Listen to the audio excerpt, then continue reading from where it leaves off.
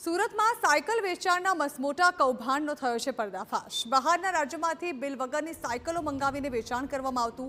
ISI અને BIS માર્કા વગરની સાયકલોના વેચાણનું network ચાલતું હતું।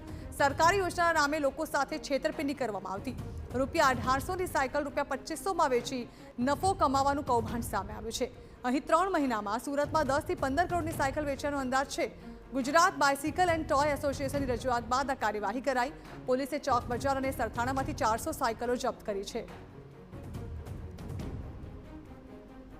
કૌભાંડ એવું છે કે જે આઈએસઆઈ અને બીઆઈએસ વગરની સાયકલ જેમાં ચેસિસ નંબર પણ હોતા નથી અને નબળી ગુણવત્તાની કચરા સાયકલ જેની કિંમત 1800 રૂપિયાની હોય છે, જેને 2500 રૂપિયામાં ગવર્મેન્ટ સ્કીમ અને યોજનાના નામે ઠગાઈ કરી ગરીબ અને મધ્યમ વર્ગના લોકોને છેતરપિંડી કરી રહ્યા છે।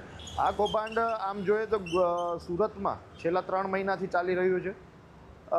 નહીં આ લોકોએ 10 થી 15 કરોડનો માલ વહેલી સવારમાં વિવિધ વિસ્તારોમાં ફેરિયાઓ દ્વારા વેચી નાખ્યો છે। તો આ સાથે સુરત સહિત અન્ય શહેરોમાં પણ આ પ્રકારે તકલાદી અને જીએસટી બિલ વગરની સાયકલોનું વેચાણ થતું હોવાની આશંકા વ્યક્ત કરાઈ।